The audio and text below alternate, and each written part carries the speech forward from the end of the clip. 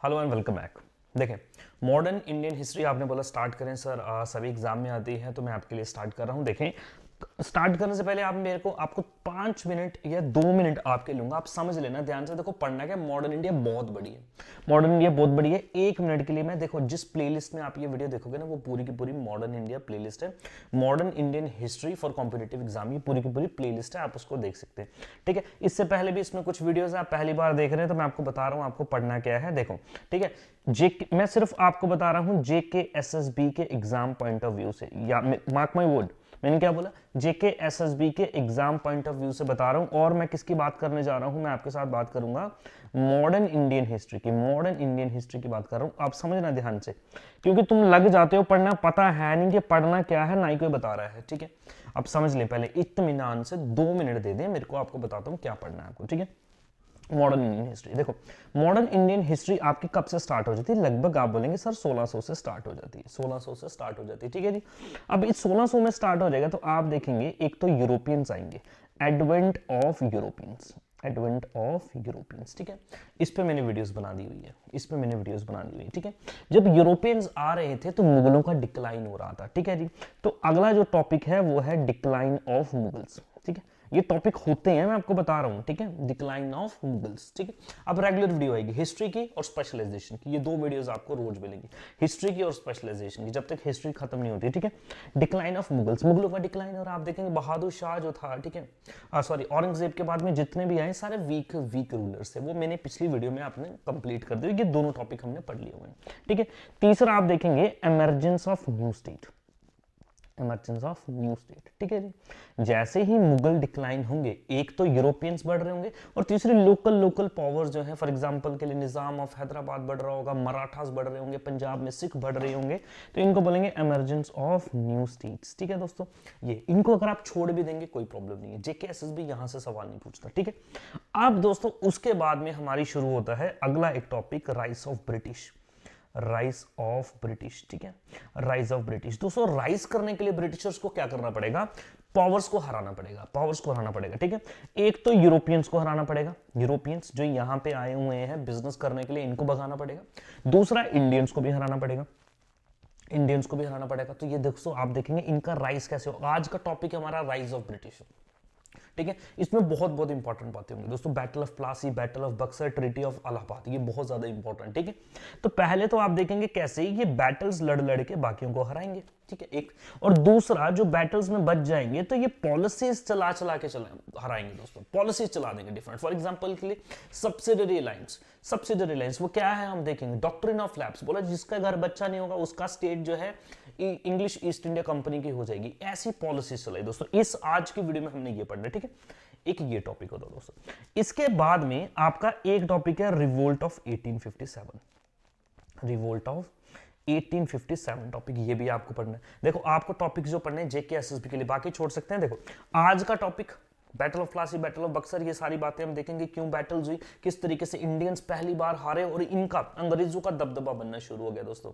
जब इंडियंस को हराएंगे ना, आज तक इंडियंस को नहीं हराया, जब इंडियंस को हराएंगे इनका level of confidence goes to next level. ठीक है, तब ये क्या करेंगे, देखेंगे यार हम हरा सकते हैं इंडियंस को, तो ये काम करना अपना शुरू करेंगे दोस्तों। ठीक है, आप देखेंगे, आप रिवोल्ट ऑफ 1857 देखेंगे, इसके पीछे के कारण बहुत बड़े कारण है दोस्तों, और वो कारण क्या है, socio religious reforms, very very important, socio religious reform. अगली जो वीडियो आएगी ना वो सोशियो रिलीजियस रिफॉर्म आएगी दोस्तों। अंग्रेजों ने ना इंडियन सोसाइटी में इंटरफेयर कर दिया, इंडियन सोसाइटी में इंटरफेयर कर दिया, कुछ अच्छे काम कर दिए दोस्तों। अच्छे काम क्या थे, इंडियन लोगों को भी ये बात समझ आ रही थी वैसे। फॉर एग्जांपल के लिए सती को एबॉलिश करा दिया जाएगा, कास्ट सिस्टम को थोड़ा इधर उधर कर देंगे, आप देखेंगे। ठीक है जी, विडो रीमैरिज को लीगलाइज कर दिया जाएगा दोस्तों। लोगों को बड़ा गुस्सा आ रहा है, यार हमारी सोसाइटी में ये गलत काम कर रहे हैं, हम तो नहीं बर्दाश्त करते। सती सिस्टम को बैन कर दिया। ठीक है जी, फीमेल इन्फेंटिसाइड को रोक दिया। अब इंडियन लोग सोच रहे हैं यार हमारे सिस्टम में ये इंटरफेयर कर रहे हैं, तो कुछ रिफॉर्म्स जो है आप देखेंगे, बड़े बड़े रिफॉर्मर्स का नाम राजा राम मोहन राय, ईश्वर चंद्र विद्यासागर, दयानंद सरस्वती, ठीक है, रामकृष्ण परमहंस, ज्योतिबा राव फूले, ये सारे के सारे नाम आपको देखने को मिलेंगे। ये इंपॉर्टेंट टॉपिक है, इंपॉर्टेंट टॉपिक है जेके एसएसबी के लिए।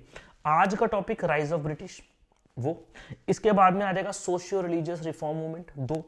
इसके बाद में दोस्तों आपको पता ही है birth of nationalism, birth of nationalism इसी को आप ये बोल सकते हो क्या, freedom struggle. Freedom struggle, freedom struggle दोस्तों कांग्रेस के साथ में स्टार्ट हो जाएगा 1885 से लेके 1947 तक। ये जो फ्रीडम स्ट्रगल हमारा चलेगा, बहुत बेहतरीन तरीके से समझाऊंगा। आज तक अगर हिस्ट्री नहीं ना समझ आई दोस्तों, आपको हिस्ट्री समझ आना शुरू हो जाएगी। यू वुड लव हिस्ट्री, ठीक है जी। सारी की सारी डेट्स याद करा दूंगा मैं आपको, डोंट वरी, डेट सारी पूरी की पूरी क्रोनोलॉजी याद करा दूंगा आपको, बस वीडियो देखना रोज, ठीक है। चलो जी, तो कितना टॉपिक हो गया, पहला राइज ऑफ ब्रिटिश, ठीक है, ये देखेंगे। दूसरा सोशियो रिलीजियस रिफॉर्म्स, 2 हो गए। तीसरा रिवोल्ट ऑफ 1857, और उसके बाद में डायरेक्ट हम चले जाएंगे फ्रीडम स्ट्रगल के ऊपर। उसके बाद चलेंगे फ्रीडम स्ट्रगल के ऊपर। आप लोग क्या करते हैं, सिर्फ फ्रीडम स्ट्रगल पढ़ लेते हैं, फ्रीडम स्ट्रगल पढ़ लेते हैं, तो बाकी चीजें आपकी छूट जाती हैं, ठीक है। तो आपको ये भी पढ़ना दोस्तों। नाउ चलते हैं हम आज की वीडियो के ऊपर, ठीक है। आज की वीडियो के ऊपर, जिसने पिछली वीडियो नहीं देखी, आप पिछली वीडियो देख भी सकते हैं, लेकिन अगर आप नहीं भी देखना चाहते, चलो मैं इधर से आपको थोड़ा सा जल्दी से रिकैप दे देता हूं दोस्तों, ठीक है जी। एडवेंट ऑफ यूरोपियंस, देखो दोस्तों 1600 से ये जो दौड़ थी ना अंग्रेजों की इंडिया में आना, ये शुरू होगी। क्यों आ रहे थे भाई, मसालों के लिए, स्पाइसेस के लिए, बिजनेस करना चाहते थे। हम डिटेल में नहीं चाहते, चलो जी, ठीक है जी। यहां से सामान खरीदेंगे, यूरोप में बेचेंगे, पैसा कमाएंगे, चलो जी, ठीक। 5 यूरोपियन कंपनीज इंडिया में आती हैं, 5 यूरोपियन कंपनीज इंडिया में आती हैं। बस इनका नाम याद कर लेना, इनका नाम याद कर लेना, डेट याद करने की जरूरत नहीं है, सीक्वेंस याद करने की जरूरत है। देखो सबसे पहले आते हैं पोर्चुगीज, सबसे पहले आते हैं पोर्चुगीज, सबसे लास्ट आते हैं फ्रेंच। सबसे पहले पोर्चुगीज, सबसे लास्ट फ्रेंच, सबसे पहले पोर्चुगीज, सबसे लास्ट फ्रेंच। तीसरे नंबर पे आप देखेंगे आते हैं इंग्लिश, ये थोड़ा सा गलत हो गया यहाँ पे। तीसरे नंबर पे आते हैं दोस्तों आपके इंग्लिश, इंडिया में, ठीक है, इंडिया में। चलो मैं यहां पे लिख देता हूं, इसको छोड़ दें, आप इसको छोड़ दें, ठीक है। देखो नंबर 1 आते हैं पोर्चुगीज, ये इनकी फॉर्मेशन की डेट है इसलिए ऐसी है, पोर्चुगीज। तीसरे नंबर पे आते हैं इंग्लिश, लास्ट आते हैं फ्रेंच, ठीक है जी। दूसरे नंबर आते हैं डच, नीदरलैंड के लोग, डच।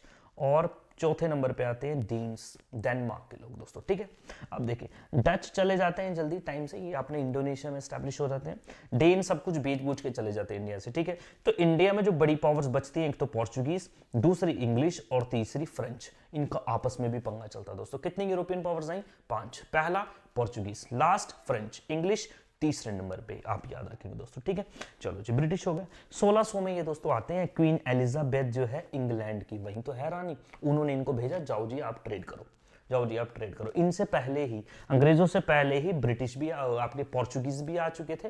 अगर आपने नई वीडियो देखी वो जरूर आप देख लेना, ठीक है जी। अब मैं डेप्थ में नहीं जाऊंगा, ठीक है। एडवेंट्स ऑफ यूरोपियंस पे नहीं भी देखेंगे चलेगा, इसको छोड़ भी देंगे तो चलेगा, ठीक है। जहां से मैं स्टार्ट करूंगा ना वो नहीं आपको छोड़ना है। चलो जी आगे जी, चलो ठीक है। 1608 में किस मुगल बादशाह के दरबार में आते हैं, जहांगीर के दरबार में। कौन बंदा पहला था, विलियम हॉकिंस, विलियम हॉकिंस आता है। ट्रेड कंसेशन जिससे लेता है, जहांगीर को बोलता है जनाब ट्रेड कंसेशन दे दो, बिजनेस करना चाहते हैं आपके दरबार में। बोला ठीक है अभी करो बिजनेस, कोई दिक्कत की बात नहीं है, ठीक है जी। चलो जी फैक्ट्रीज देख लेते हैं। पहली फैक्ट्री इन्होंने 1612 में अपने लगाई थी, कहां पे, सूरत में। ये पॉइंट याद रख लेना, पहली फैक्ट्री कहां पे लगाई थी, सूरत में लगाई थी। नाउ दोस्तों आज का टॉपिक हमारा, अब देखो 1608 में ये आ गए, 1608 में ये आएंगे, ठीक है जी। 1608 में जब ये आए तो जहांगीर यहाँ पे रूल कर रहा था, मुगल बादशाह जहांगीर यहाँ पे रूल कर रहा था दोस्तों। जहांगीर के बाद में कई सारे और रूलर्स आए, ठीक है। फॉर एग्जांपल के देखेंगे आप शाहजहां, ठीक है जी। शाहजहां के बाद औरंगजेब, ठीक है जी, औरंगजेब, ठीक है। तो ये रूलर्स थे। विद टाइम इन्होंने भी इनको कंसेशंस वजह देते रहे, टाइम टू टाइम अंग्रेजों को कंसेशंस इनसे मिलती रही, शाहजहां से भी मिली, औरंगजेब से भी मिली। बट दोस्तों पंगा ये हुआ कि औरंगजेब की डेथ होगी 1707 में, और औरंगजेब के बाद में जितने रूलर्स आए वो वीक आए। जब भी रूलर्स वीक होंगे तो आप देखेंगे दूसरा बंदा उसका फायदा उठाएगा। जब आप वीक होंगे तो आपका फायदा कोई और बंदा उठाएगा, समझ रहे। तो यहां पे भी आप देखेंगे वहां पे मुगलों का डिक्लाइन होता चला जाएगा, यहां पे अंग्रेजों का राइज होता चला जाएगा। हमने वही देखना दोस्तों, राइज, ठीक है। Rise of British, rise of British. दोस्तों एक आपको बात याद रखना है, नंबर 1 आप याद रखेंगे, रॉयल फरमान ऑफ फारुखसियार 1717। दोस्तों वेरी वेरी इंपॉर्टेंट, जेकेएसएसबी ने आज तक नहीं पूछा लेकिन पूछने के चांसेस है, अभी वो पूछ लेगा, ठीक है। आप देखेंगे विद टाइम लेटर मुगल्स आएंगे, औरंगजेब के बाद जितने भी मुगल आए ना उनको लेटर मुगल बोलते हैं, जैसे कि बहादुर शाह, जानदार शाह, फारुखसियार। ऐसे ही एक मुगल बादशाह था फारुखसियार, क्या नाम था, फारूक सियार। फारूक सियार एक फरमान इशू करता है। फरमान के मतलब एक तरीके का पास इशू करता है, एक तरीके का ऑर्डर इशू करता है। बोलता है जनाब आपको क्या करना है, 3,000 रुपए देने हैं। कितने? 3,000 रुपए देने हैं, और बंगाल में आपको ड्यूटी फ्री ट्रेड करना है, और कुछ और कंसेशंस दी हैदराबाद में और गुजरात में और बॉम्बे में भी। ठीक है जी, पूरे के पूरे मुगल एरियाज में इनको कुछ कंसेशंस मिली। बंगाल सबसे ज्यादा इंपॉर्टेंट है, याद रखना, बंगाल सबसे ज्यादा इंपॉर्टेंट है। बंगाल में इनको ये बोला था आपको क्या करना है, ड्यूटी फ्री ट्रेड, आपको कोई भी टैक्स नहीं पे करना, आपको कोई भी टैक्स पे नहीं करना। किसने इशू किया? फारूक सियार ने इशू किया। फारूक सियार ने 1717 में, ठीक है, रॉयल फरमान, रॉयल फरमान, ठीक है जी। चलो जी, इसको चार्टर भी बोलते हैं, रॉयल चार्टर, ठीक है जी। मैग्ना कार्टा भी बोलते थे, Magna carta, Magna carta, Magna carta of east India company. Magna carta का मतलब बहुत बड़े राइट्स, ठीक है, मैं डिटेल में नहीं जा रहा, बहुत बड़े राइट्स, आप ये समझ रहे। तो इनके लिए ये बहुत इंपॉर्टेंट चीज थी, ठीक है जी। अब ड्यूटी फ्री ट्रेड, जब दोस्तों ड्यूटी फ्री ट्रेड आपको करने का मौका मिलेगा, आपको टैक्स नहीं पे करना, तो आपका पैसा बचेगा। जब आपका पैसा बचेगा आपका प्रॉफिट बढ़ेगा, आपका प्रॉफिट बढ़ेगा, पैसा आएगा, इकोनॉमी बिल्ड होगी, तो आपकी पॉलिटिकल पावर भी बढ़ेगी। ठीक है दोस्तों, चलो जी। अब मैंने आपको बताया जैसे अंग्रेजों को इंडिया में कंसोलिडेट होने के लिए, इंडिया में अपनी पावर स्टैब्लिश करने के लिए 2-3 लोगों को हराना है। एक तो जो अंग्रेज हैं, एक तो जो अंग्रेज हैं उनको भी हराना है, ठीक है जी। जो अंग्रेज हैं, जो बाकी है, मतलब पोर्चुगीज हैं, आपके जो फ्रेंच हैं, उनको भी हराना है, और जो इंडियंस हैं इनको भी हराना पड़ेगा, ऑफ कोर्स हराना पड़ेगा। तो आप देखेंगे नंबर 1 कार्नेटिक वॉर्स, आपको बिल्कुल नहीं इनके बारे में पढ़ना, बिल्कुल नहीं इनके बारे में पढ़ना। नंबर 1 है कार्नेटिक वॉर्स, बस इतनी सी बात याद रखना दोस्तों। फ्रेंच भी यहां पे थे, इनके बड़े दुश्मन बड़े थे। फ्रेंच की और इंग्लिश की ना बहुत तगड़ी लड़ाई है दोस्तों, बहुत तगड़ी लड़ाई है, शुरू से लड़ाई रही इनकी, शुरू से। यूरोप में भी लड़ाई थी, इंडिया में भी लड़ाई थी। French versus east India company, English जिसे आप बोल सकते हैं, ठीक है दोस्तों। फ्रांस को इन्होंने हरा दिया, फ्रांस को इन्होंने हरा दिया। इन वॉर्स को क्या बोलते हैं? कार्नेटिक वॉर्स। क्या बोलते हैं? कार्नेटिक वॉर्स। दैट्स इट्स, बस सिंपल, ठीक है। किनके साथ हुई थी कार्नेटिक वॉर्स? फ्रेंच के बीच हुई थी और ईस्ट इंडिया कंपनी के बीच में हुई थी इंग्लिश, ठीक है।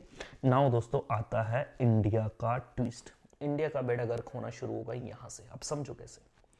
फारूक सियार ने इनको एक फरमान इशू किया, फारूक सियार ने इनको एक फरमान इशू किया। क्या बोला कि आपको क्या करना है? ट्रेड करना है, कोई दिक्कत की बात नहीं, ड्यूटी फ्री ट्रेड। लेकिन दोस्तों ये जो बेनिफिट्स दिए थे ना, ये कंपनी को दिए थे। ये किसको दिए थे? कंपनी को। और कंपनी के ऑफिशियल्स ने क्या करना स्टार्ट कर दिया? मिसयूज करना स्टार्ट कर दिया। आप बोलोगे मिसयूज सर, किस तरीके का मिसयूज? थोड़ा सा समझाओ। देखो मिसयूज क्या करना इन्होंने, ये ना अपना प्राइवेट ट्रेड करना स्टार्ट कर दिया इन्होंने। क्या करना स्टार्ट कर दिया? Private trade. प्राइवेट ट्रेड का मतलब ये है, देखो बोला था अगर तो कोई कंपनी कोई सामान खरीदेगी और अगर ये कंपनी को सामान को बेचेगी तो इनके ऊपर टैक्स नहीं लगेगा, इनके ऊपर टैक्स नहीं लगेगा, ठीक है जी। बट इन्होंने क्या करना स्टार्ट कर दिया, जो कंपनी के ऑफिशियल्स है ना, ये प्राइवेट ट्रेड भी करते थे, प्राइवेट ट्रेड, ठीक है। फॉर एग्जांपल मैं कंपनी का ऑफिशियल हूं, मैं जा रहा हूं इंग्लैंड, तो मैं यहां से कुछ सामान लूंगा, इंग्लैंड में जाके बेच दूंगा, क्या जा रहा है? प्रॉफिट बना लूंगा। लेकिन अगर मैं इंडिविजुअली कोई सामान को खरीद रहा हूं तो मेरा फर्ज बनता है टैक्स पे करना। तो ये कंपनी के ऑफिशियल्स ना टैक्स ही नहीं पे करते थे, कंपनी के ऑफिशियल्स टैक्स ही नहीं पे कर रहे हैं, ठीक है जी। दूसरा, एक मिनट चलो मैं यहां पे लिख देता हूं क्या प्रॉब्लम थी, ठीक है। मिसयूज, मिसयूज, ठीक है जी। मिसयूज क्या है? पहला मिसयूज है प्राइवेट ट्रेड। पहला मिसयूज क्या है? Private trade by officials. चलो जी, ठीक है। अब इससे नुकसान हो रहा है, इससे नुकसान हो रहा है। बंगाल में सबसे ज्यादा ये काम चल रहा था, बंगाल में, ठीक है जी। और बंगाल में आप देखेंगे नवाब है जो रूल कर रहा है, मुगलों के अंडर ही था वो, ठीक है। और उस नवाब का नाम था सिराजुद्दौला, अभी आएगा आगे, अभी नाम आएगा आगे, ठीक है। तो प्राइवेट ट्रेड, ठीक है। दूसरा जो है fortification of settlements, fortification of settlements, fortification of. देखो दोस्तों ये बंगाल है ना, बंगाल में दोस्तों ये बैठे हुए हैं अंग्रेज, बैठे हुए हैं अंग्रेज। अब ये क्या कर रहे हैं, जिन इलाकों में ये रहते हैं, जो इनकी कंपनीज हैं, जो इनकी फैक्ट्रीज है ना, उनकी फोर्टिफिकेशन कर रहे हैं। फोर्टिफिकेशन मतलब किलाबंदी कर रहे हैं, पूरे को किलाबंदी कर रहे हैं। और दोस्तों किलाबंदी करेंगे तो आप देखेंगे यहाँ पे आर्मी भी खड़ी करनी पड़ती है, किले में तो आर्मी होती है। किलाबंदी क्यों की जाती है? प्रोटेक्शन के लिए। अब यहाँ पे नवाब बैठ के देख रहे हैं कर क्या रहे भाई, कर क्या रहे, किलाबंदी कर रहे। और ये क्या कर रहे हैं? अपनी आर्मी को इंक्रीज कर रहे हैं, इंक्रीज इन आर्मी, ठीक है जी। अपने नाम के कॉइन मिंट्स कर रहे हैं, ठीक है जी। कॉइन्स मिंटिंग, अंग्रेज भाई कॉइन मिंट थोड़ी होते हैं, कॉइन मिंट उसके होते हैं जिसकी सरकार होती है, जो पावरफुल होता है, जो सॉवरन होता है, जो उसकी अथॉरिटी है इस इलाके में, उसके नाम के कॉइन मिंट होते हैं। ऐसे कोई कॉइन मिंट नहीं कर सकता। अब इन्होंने कॉइन मिंट भी करना स्टार्ट किया। वहां से नवाब ने बोला, यार सिराजुद्दौला उसका नाम, उसने बोला भाई ये काम बंद करो अपने तुम। कंपनी आगे से मजाक उड़ा रही है, बोल रहे हाँ भाई ये नहीं करेंगे बंद, हमें तो फरमान मिला हुआ है। कहाँ से? फारूक सियार से मिला है, मुगल से मिला हुआ है। आप कौन है? ये बोल रहे जी मैं नवाब हूँ यहाँ का। बोल रहे हम नहीं मान रहे नवाब को। डिसरिस्पेक्टफुल लेटर लिख रहे हैं, डिसरिस्पेक्टफुल लेटर लिख रहे हैं दोस्तों, डिसरिस्पेक्टफुल लेटर, ठीक है, डिसरिस्पेक्टफुल लेटर टू नवाब, ठीक है। अब ये पंगा चल रहा है भाई, नवाब को गुस्सा नहीं आएगा? बिल्कुल गुस्सा आएगा भाई, आया गुस्सा। और गुस्सा आप देखेंगे क्या हो जाएगा, गुस्से में हो जाएगा पंगा, और पंगा रूप ले लेगा बैटल का, और वो बैटल होगी बैटल ऑफ प्लासी। अब दोस्तों ये सारे के सारे काम हो रहे हैं। यहां पे आप देखेंगे, यहां पे ना इनकी ना एक फोर्ट है। फोर्ट का नाम क्या है? फोर्ट विलियम, कलकत्ता में अंग्रेजों ने बनवाया था फोर्ट विलियम, ठीक है जी। यहां पे जाती है आर्मी, किसकी? सिराजुद्दौला की, नवाब की आर्मी जाती है। और इस फोर्ट में एक छोटी सी कैद है, एक छोटी सी कैद है। यहां पे कुछ बंदे इनके पकड़ के रख देते हैं रात, पूरी रात। उसको अगले दिन देते बंदे मर गए, ठीक है, क्योंकि सफोकेशन हो गया भाई। उधर इतने सा कमरा था, इतने ज्यादा लोग अंदर ठूस दिए और लोग मरना स्टार्ट हो गए। कौन? इंग्लिश ईस्ट इंडिया कंपनी के जो कुछ सोल्जर थे, कुछ ऑफिशियल्स थे, मरना स्टार्ट हो गए। और दोस्तों अगले दिन देखा तो उनमें से कई सारे लोग मर गए। इस ट्रेजेडी को बोला ब्लैक होल ट्रेजेडी। क्या बोला? Black hole tragedy. ये देखें आप, ठीक है, ये ब्लैक होल ट्रेजेडी, ठीक है जी। वेट,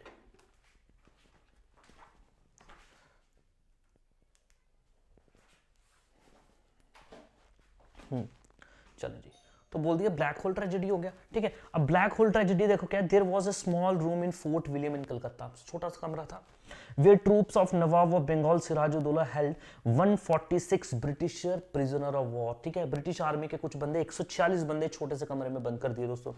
अगले दिन देखा, next morning when the door was open 123 prisoners died, मर गए। किससे? सफोकेशन से, सांस ही नहीं आई, ठीक है। इतने छोटे से कमरे में इतने ज्यादा लोग बंद कर दिए, मर दिए। अब उनको इस बात का गुस्सा आ गया, इस बात का गुस्सा आ गया, ठीक है जी। और गुस्सा आ गया तो आप देखेंगे इस गुस्से ने रूप ले लिया दोस्तों वॉर का, और होगी आप देखेंगे बंगाल के बीच में और ईस्ट इंडिया कंपनी के बीच में क्या हो जाएगा?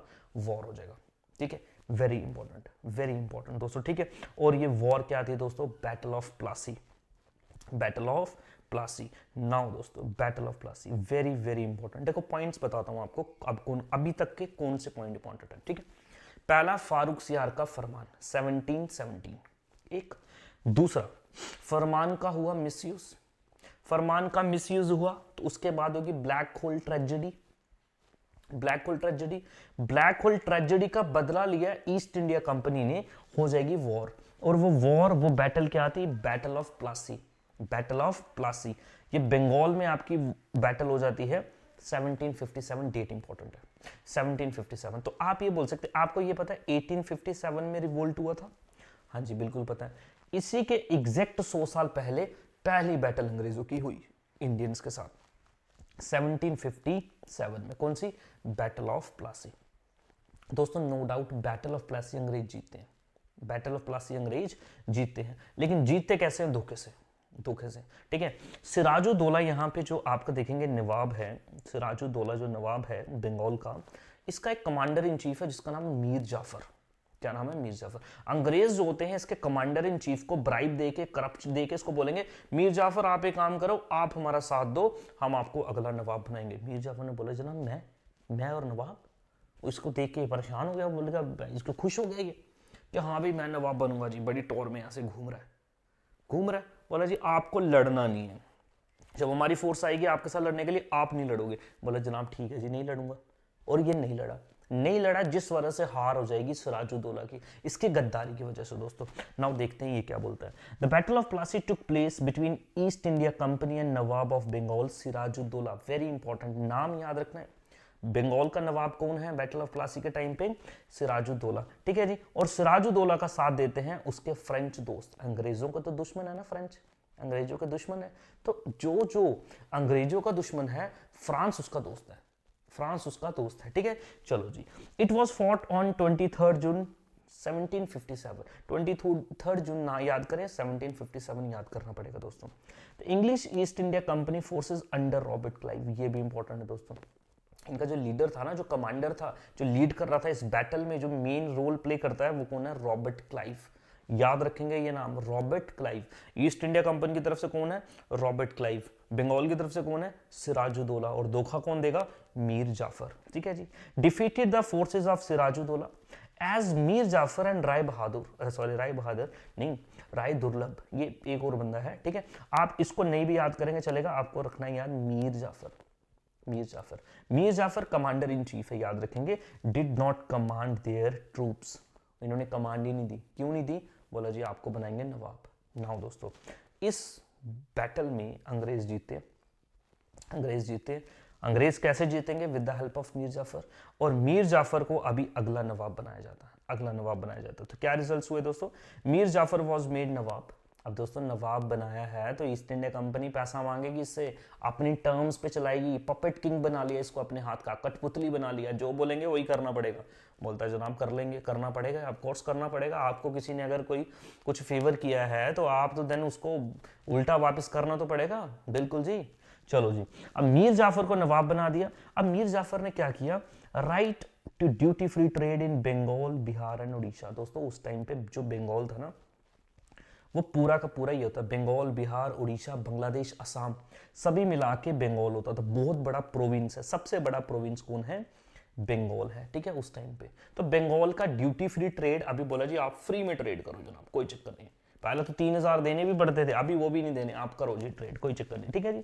जमींदारी ऑफ 24 परगान्स। दोस्तों परगान्स आप समझ सकते हैं तहसील्स, तहसील समझ सकते हैं। ठीक है जी।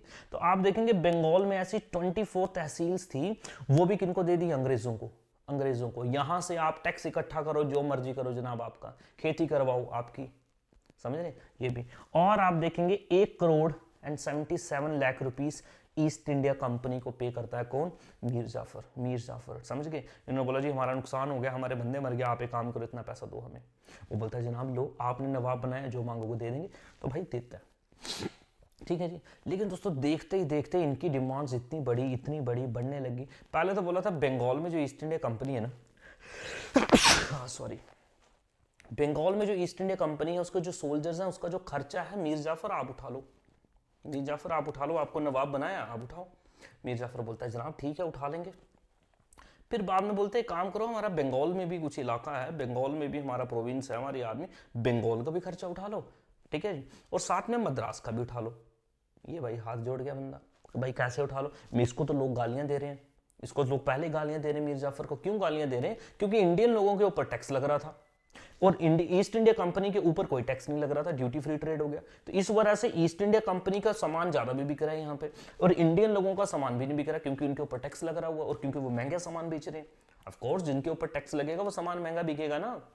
तो ये बेचारा पहले परेशान, इंडियन लोगों से भी परेशान, अंग्रेजों से भी परेशान। इसको इतना फोर्स किया, बोला तू यार तू बन ही नहीं सकता, तू नवाब ही नहीं बन सकता, तू एक काम कर, तू रिजाइन कर भाई। इससे रिजाइन करा दिया। तो मीर जाफर दोस्तों रिजाइन हो गया और मीर जाफर की जगह एक नए बंदे को नवाब बनाया जाता है जिसका नाम है मीर कासिम। क्या नाम है? मीर कासिम। ठीक है जी। अगला नवाब कौन बनता है दोस्तों? मीर कासिम बनता है। मीर जाफर देखो, पहला था सिराजुद्दौला, पहला नहीं है मतलब इस टाइम पे सिराजुद्दौला मार दिया जाता है, हरा दिया जाता है। इसके बाद आएगा मीर जाफर गद्दार, मीर जाफर गद्दार। ठीक है। मीर जाफर के बाद में आ जाएगा दोस्तों कौन? मीर कासिम। कौन आ जाएगा? मीर कासिम आ जाएगा। नाउ दोस्तों मीर कासिम, अब मीर कासिम दिमाग लगाता है दोस्तों, मीर कासिम दिमाग लगाता है। ठीक है। मीर कासिम सोचता है यार ऐसे तो ये हमें बड़ा परेशान करेंगे, ये तो अभी भी हमें जीने नहीं दे रहे। मीर कासिम ने बोला कि यार क्यों ना एक बैटल और लड़ी जाए और इनको हरा दिया जाए। मीर कासिम जाएगा अपने दोस्त के पास। ठीक है जी। अब साथ में अवध के पास जाता है। अवध में इसका दोस्त है एक। ठीक है। अवध में जाकर दोस्त को बोलता है यार दोस्त मेरी हेल्प कर यार, इनको मारेंगे, अंग्रेजों को मारना है, इनको भगाना है। बोला ठीक है मारते हैं, कोई चक्कर नहीं। चलो जी। साथ में गए मुगल बादशाह के पास। वो कौन है? शाह आलम। मुगल बादशाह कौन है? शाह आलम। ठीक है। शाह आलम को बोलते हैं जनाब शाह आलम साहब हमारी मदद करो जी, इनको मारेंगे। बोला ठीक है भाई मारते हैं, काम करते हैं, हम भी बड़े परेशान हैं इनसे, बहुत ज्यादा उड़ रहे हैं। तो दोस्तों अब फिर से एक बैटल होती है जिसका नाम है battle of Buxar. Battle of Buxar, एक तरफ ईस्ट इंडिया कंपनी, एक तरफ तीन फोर्सेस दोस्तों, बंगाल, अवध मुगल, ठीक है जी। एक बंगाल में कौन है, मीर कासिम, ठीक है। तो यहां पे मैं आपको दिखा देता हूं दोस्तों, चलो देख लेते हैं थोड़ा सा क्या है। Battle of Buxar 1764, battle of Plassey 1757, battle of Buxar 1764 में दोस्तों होगी आपकी, ठीक है। बैकग्राउंड क्या है, the company order the Bengal should be the expenses of the Bombay and Madras presidency. बोला जी आप ही इसका खर्चा उठाओगे। Mir Jafar soon discover that it was impossible for him, Mir Qasim को रिजाइन करा दिया गया, ठीक है जी। And they force him to abdicate in favour of son in law Mir Qasim. अगला रूलर कौन बन गया बंगाल का, मीर कासिम। अगला नवाब कौन बन गया, मीर कासिम दोस्तों। अब मीर कासिम ने दिमाग लगाया, थोड़ा सा तेज था, मीर कासिम ने बोला इनको भगाता हूं, ठीक है। तो मीर कासिम ने कर लिया अपने दोस्त इकट्ठे, और दोस्तों एक और फिर से बैटल होगी दोस्तों, चलो जी, वो थी battle of Buxar. The battle was fought on 22 अक्टूबर 1764। बक्सर में एक स्मॉल टाउन है with in the territory of Bihar, located on the bank of Ganga river, 130 kilometre west of Patna. इसको बिल्कुल नहीं आपने पढ़ना, छोड़ दो इसको, आपके काम का ही नहीं है। It was a decisive victory of east India company दोस्तों, ठीक है। पहले समझो कि डिसीसिव विक्ट्री क्यों थी, आप ये समझे। पार्टिसिपेंट कौन थे, एक तरफ दोस्तों ईस्ट इंडिया कंपनी, दूसरी तरफ दोस्तों तीन कंबाइंड फोर्सेस, तीन कंबाइंड फोर्सेस कौन कौन है दोस्तों, एक तो है शुजाउद्दीन, यहां पे शुजाउद्दौला है, आपको लिखना है शुजाउद्दीन, याद रखना, शुजाउद्दीन कौन है दोस्तों, अवध का नवाब, ठीक है। दूसरा है शाह आलम मुगल, ठीक है। और तीसरा है मीर कासिम बंगाल का नवाब। अब दोस्तों इतनी बड़ी पावर्स, मुगल को ही हरा दिया यार, तुम हिसाब लगाओ, इंडिया में सबसे बड़ी पावर कौन है, मुगल्स।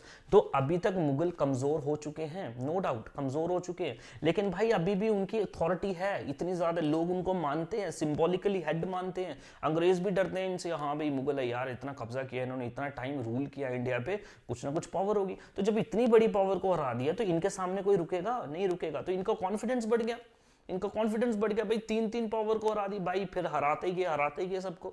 ये अगर बैटल्स दो ना होती, अगर इसमें अंग्रेज ना जीतते तो इंडिया कभी गुलाम ना होता, ठीक है जी, इंडिया कभी गुलाम ना होता। ये वो जीते, यहां से उनका कॉन्फिडेंस बूस्टअप हुआ और उन्होंने इंडिया को गुलाम किया, ठीक है दोस्तों। चलो जी, आप देखेंगे ये बैटल्स हुई।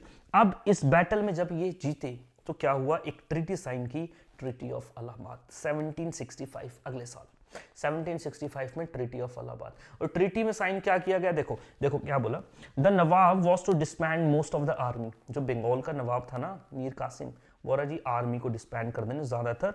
Administer of Bengal through a deputy subahdar who was nominated by the company, बताता हूं। Company gained supreme control over the administration of Nizamat of Bengal. From Shah Alam, the company secured Diwani right to collect revenue, Bengal, Bihar, Odisha. And Nawab of Awadh pay war indemnity of 5 million rupees to company. दोस्तों इसमें एक point याद कर लेना, बस एक point याद कर लेना, वो है ये ट्रीटी ऑफ इलाहाबाद में इनको क्या मिला, दीवानी राइट्स। क्या मिला, दीवानी राइट्स। दीवानी राइट्स का मतलब है right to collect taxes, right to collect taxes. दोस्तों अब इन्होंने बोला जी हम खुद नवाबी करेंगे, हम खुद क्या करेंगे, नवाबी करेंगे, ठीक है। और हम नवाबी खुद करेंगे, अब हमें क्या करना है, सारा का सारा टैक्स जो है हम इकट्ठा करेंगे।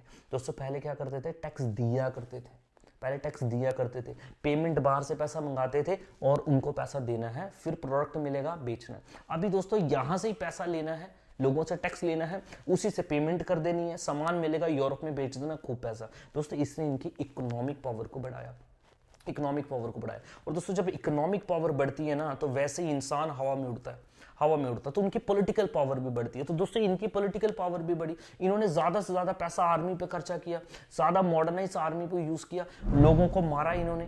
तो ये सारे काम आप देखेंगे इनको डेवलपमेंट में काम आएगा, ठीक है जी। तो आप देखेंगे battle of Plassey, battle of Buxar. Battle of Buxar तीन फोर्सेस एक तरफ, इंडियन और अंग्रेज एक तरफ दोस्तों, ठीक है। चलो जी याद रखेंगे आप ये, ठीक। इसमें जो बंदा है मेन बंदा, उसका नाम था जनरल हेक्टर मुनरो। प्लासी में कौन है, रॉबर्ट क्लाइव। बक्सर में कौन है, हेक्टर मुनरो, ये दो नाम याद रखना दोस्तों, इंपॉर्टेंट। ट्रीटी ऑफ इलाहाबाद, क्या मिला? दीवानी राइट्स। दीवानी राइट्स मतलब राइट टू कलेक्ट टैक्सेस। अभी टैक्स इकट्ठा कौन करेंगे? अंग्रेज। शाह आलम से भी पैसा लिया, मुगल बादशाह को बोला लगाओ जी स्टैंप आपकी, उसने भी लगाई दोस्तों। अब इनका दोस्तों काम जो है ये स्टार्ट हुआ। नाउ इन्होंने स्टार्ट की डुअल गवर्नमेंट। डुअल गवर्नमेंट दोस्तों मतलब क्या? देखें, एक तो है दीवानी, दूसरी है निजामत। निजामी का मतलब होता है सिविल एडमिनिस्ट्रेशन। सिविल एडमिनिस्ट्रेशन दोस्तों, ठीक है जी, लोगों पे किस तरीके से एडमिनिस्ट्रेट करना है। और दूसरा है रेवेन्यू। बोला जी रेवेन्यू हमारे कंट्रोल में, सिविल आपके कंट्रोल में। एक बंदे को अपॉइंट कर दिया, ठीक है जी, एज नवाब समझ लें, कोई भी बंदे को अपॉइंट करके बिठा दिया, ठीक है। अब इसका काम है लोगों को देखना, सिविल एडमिनिस्ट्रेशन चलाना, लेकिन पैसा जो है वो हम इकट्ठा करेंगे। तो आपको इतना नहीं पढ़ना वैसे, इसी को डबल गवर्नमेंट बोलते हैं। दो अलग अलग गवर्नमेंट होगी ना, रेवेन्यू का अलग और सिविल एडमिनिस्ट्रेशन, जुडिशियल एडमिनिस्ट्रेशन, बाकी सब चीजें वो अलग। तो इन्होंने ये काम किया दोस्तों। इस तरीके से बंगाल इनके कब्जे में आ गया दोस्तों। बंगाल हरा दिया, मुगल को भी हरा दिया। नाउ दोस्तों आप देखेंगे अगला 4 एंग्लो मैसूर वॉर। दोस्तों मैसूर के साथ 4 वॉर लड़ी, उनको भी हरा दिया। अगला है एंग्लो मराठा वॉर्स। दोस्तों मराठास के साथ भी 3 वॉर लड़ी, उनको भी हरा दिया दोस्तों, मराठास को, ठीक है। एंग्लो सिख वॉर, पंजाब के साथ वॉर्स लड़ी, उनको भी हराया दोस्तों, ठीक है। अब ये इंपॉर्टेंट, इनके बारे में पढ़ने की आपको जरूरत नहीं है, ठीक है जी। ये हो गया दोस्तों। अब ये इतनी सारी इन्होंने वॉर्स लड़ी और वॉर्स में जीते, यानी कि बैटल्स लड़ी, इन्होंने उन बैटल्स में जीत हासिल की दोस्तों की। चलो जी, कुछ एरिया पे तो इस तरीके से इन्होंने कब्जा कर लिया, सबड्यू कर दिया उनको। कुछ अब इन्होंने क्या कर दिया, जब इनका कंट्रोल दबदबा बना, इन्होंने कुछ पॉलिसीज चलाई और पॉलिसीज के तहत भी इन्होंने कुछ इलाका अपने कब्जे में ले लिया दोस्तों, कुछ इलाका अपने कब्जे में ले लिया, ठीक है। Different states. 2 पॉलिसीज दोस्तों आपको याद रखनी है, एक तो सब्सिडरी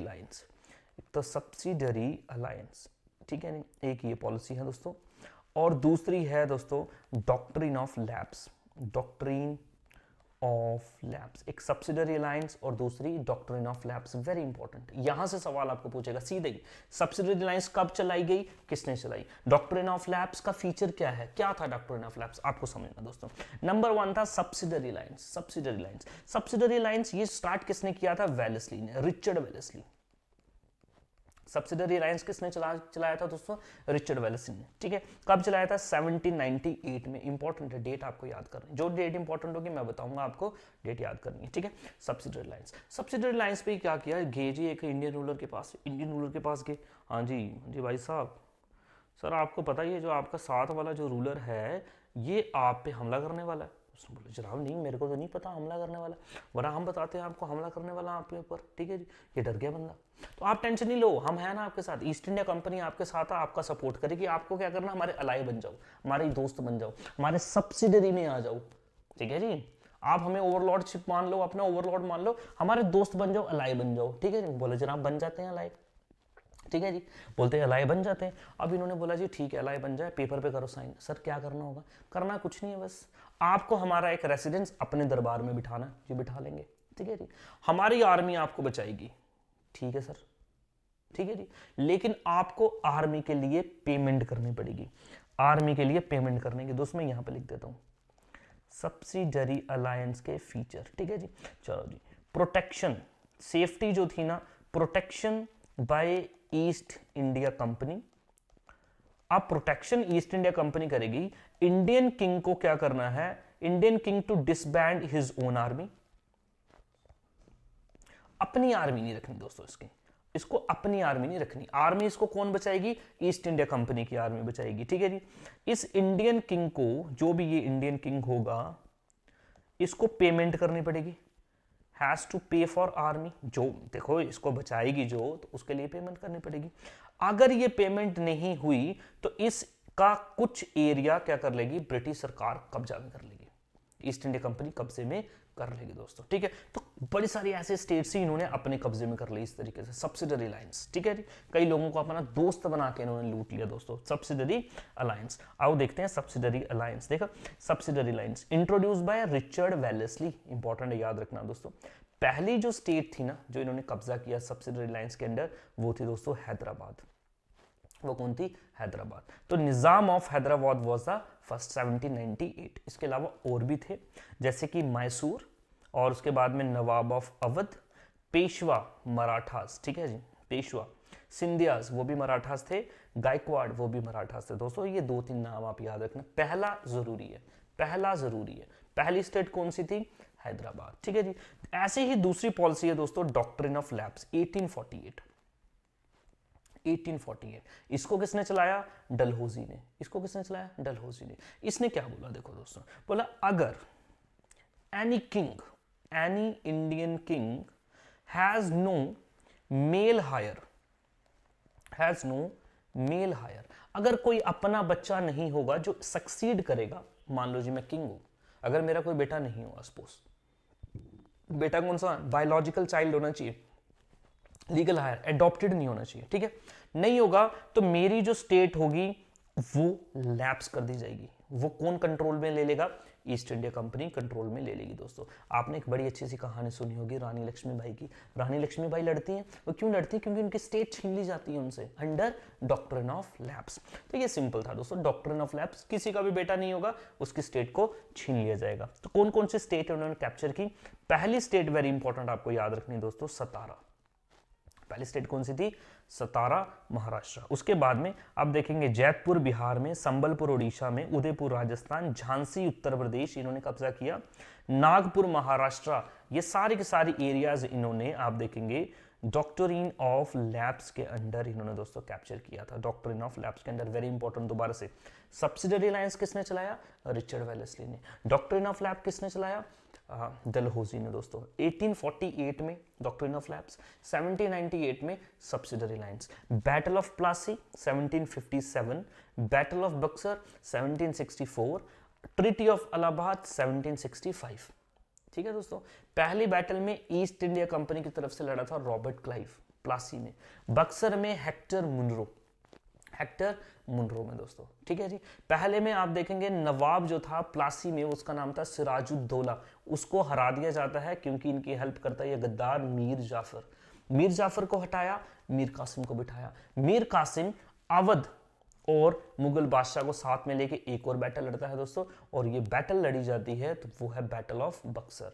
बक्सर के बाद में इनके पास दीवानी राइट्स के राइट टू कलेक्ट टैक्सेस, अभी टैक्स भी इकट्ठा करना स्टार्ट किया, और जो इनकी इकोनॉमिक प्रॉस्पेरिटी को बढ़ाएगा। और इन्होंने बाद में कई पॉलिसी से भी कई लोगों पे कब्जा किया। Subsidiary lines, doctrine of lapse, important, कम से कम एक एक स्टेट, पहली स्टेट तो आपको याद रखनी है दोस्तों।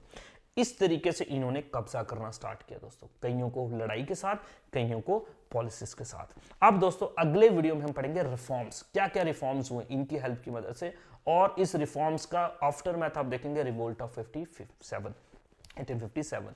होप आपको ये वीडियो इन्फॉर्मेटिव लगी होगी। मेक श्योर आपके कमेंट्स मेरे को बता दिया करो यार, आप थोड़ा सा बताया करो आपका कैसा रहा है वीडियो, आपको समझ आया नहीं समझ आया। ठीक है जी, चलो जी, thank you, have a nice day.